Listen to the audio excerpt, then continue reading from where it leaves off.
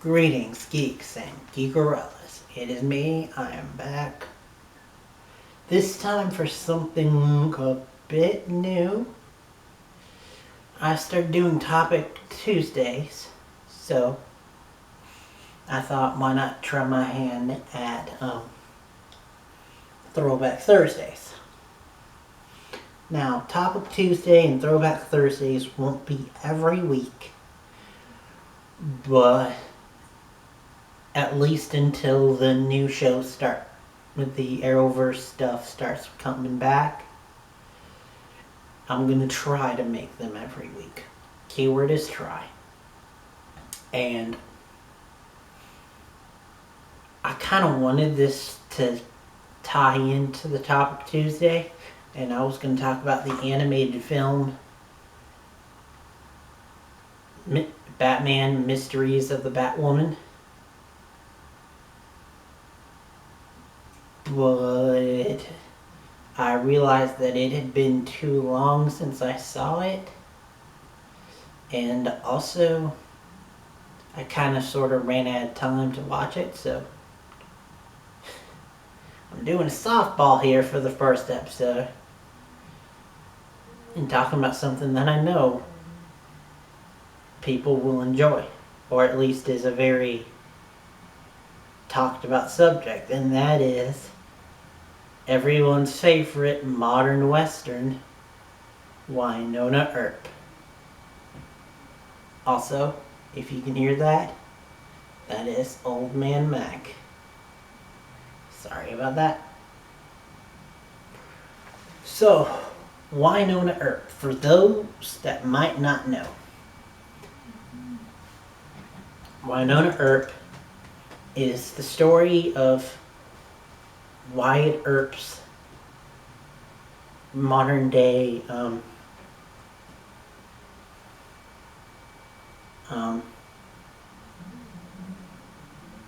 descendant. And in this world, Wyatt Earp's oldest heir on their 28th birthday will basically become this world's version of the Slayer, and it is up to them to take down Wyatt Earp's revenants, who are demon reincarnations of the people that he killed back during his day. And so our story is about the current heir on her 28th birthday, and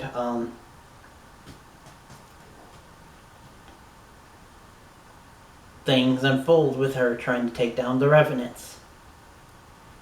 And that's all I can get into without getting into spoilers. If you're too worried about spoilers, because today's Throwback Thursday, I'm only discussing season 1. So if you haven't seen the later seasons, don't worry about that. I'm only going into season 1 for this Throwback Thursday. Maybe in another one I'll tackle season 2. Who knows? But I have only talked about season 1 for 2 episodes, and then I briefly discussed it on Channel Chasers, a series that I do on my friend's channel, Mr. J Reviews. We do it together, he and I. And we briefly mentioned season 1 of Wynonna Earp, but I've never really gone into detail beyond those first 2 reviews, which I want to go back and punch myself for not continuing. But anywho, I am doing season 3, if you don't know, so go check that out. But for season 1 spoilers starting now. Season 1 was cool, and it was very centralized and focused. It was focused mainly on the Revenants and Wynonna taking down the Revenants, and we get into her story, which of course is that when she was a kid, several revenants, 7 to be exact, came in, kidnapped Wynonna's, kidnapped and presumably killed Wynonna's older sister, the true heir, Willa, and they kidnapped the dad. And then little Wynonna, trying to save her dad, ends up taking her dad's gun, Peacemaker, and ends up killing him. This leaves her racked with guilt and puts her down a spiral of crazy houses, making her think that she's completely cuckoo. She leaves the town, goes to Greece, only comes back when her uncle dies. And in doing so, she kind of accepts her role and finds out that everything that she thought was true is actually true, fighting demons and everything, and that's all true. And so she accepts it and starts fighting the demons, mainly the 7 who presumably killed her sister and led to the death of her father. So she dies, and she takes out each and every one of them. And the last one, they kind of sort of implicate that he might be Jack the Ripper, which is interesting. But it's after all of this that everything seems to be like they're getting into the rhythm of killing revenants, and everything seems fine until they run into a cult ran by a revenant, and one of the cult members instantly grows a connection with Wynonna, and in the end she kills the Revenant with Peacemaker. And you're like, what the And it's revealed the presumably dead sister was not dead at all. This is Willa. And so then the story becomes, well, what the hell happened to Willa, and what's her connection to Bobo, the leader of the Revenants. And oh boy,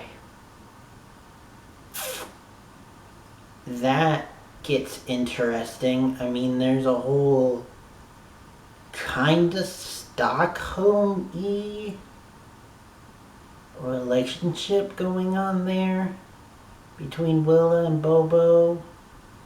But at the end of it all, you just feel bad for Willa. And you feel bad for Wynonna, who has to kill her in order to save her from immeasurable pain from a demon serpent thingy. And meanwhile,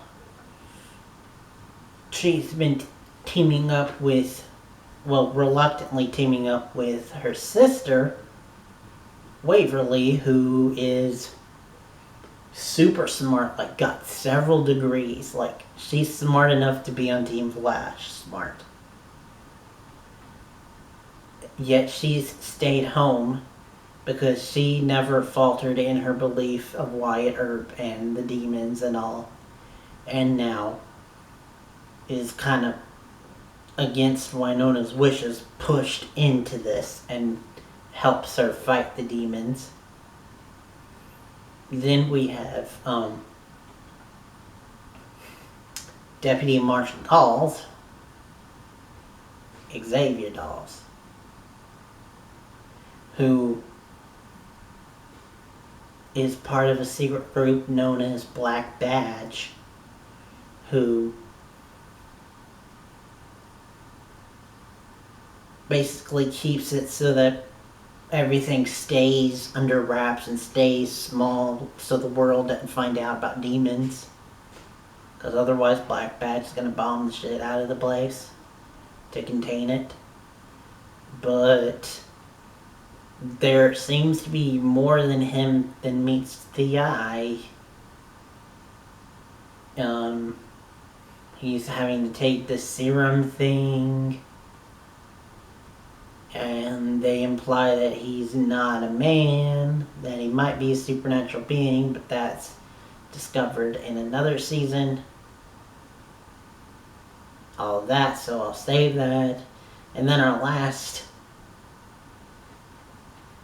the last member of the team is Sheriff Deputy Hot, Nicole Hot, the love interest for a while, then full-on girlfriend of Waverly Earp. And basically Waverly doesn't even realize that she's in the closet until she meets Deputy Hot, which even in my review when I saw them meeting each other for the first time, I admitted was a really cool scene, and I still love it. Of course your name is Hot. But I am not a member of that community, but I personally thought that was handled really well. And they've now, I know this is going beyond the first season, but they've now gone on to become one of my favorite ships of all time, TV ships.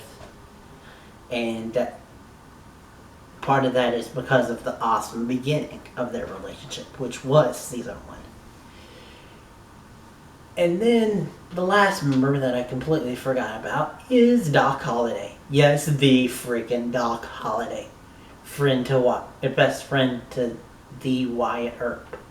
And he's back, and it takes them a while to realize that he's Doc Holliday.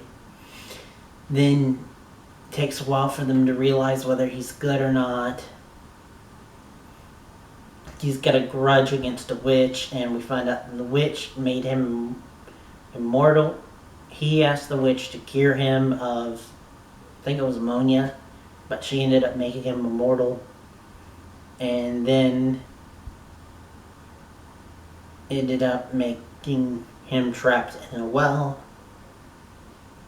And so he was immortal, but he couldn't leave the well, and so he's all kinds effed up, but by the end of season 1, you do start to trust him. Wynonna definitely gets together with him, and it's doubly confirmed later on. Sorry, tech issues. That's season 1 in a nutshell. I could go on more, but I clearly don't have the time. I'm going on for too long.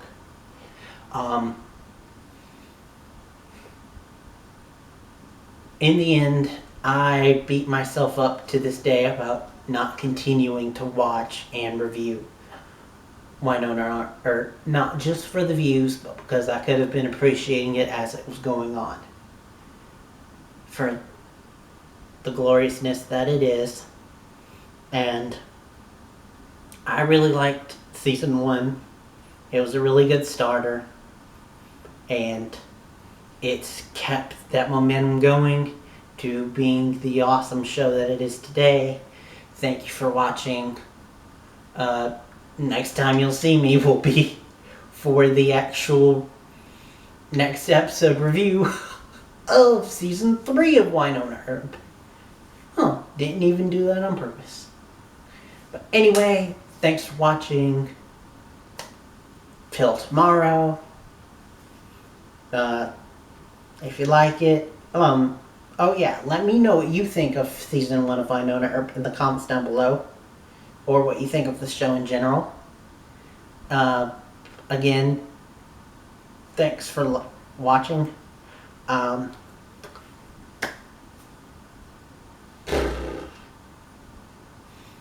have anything else to say, so till next time and beyond.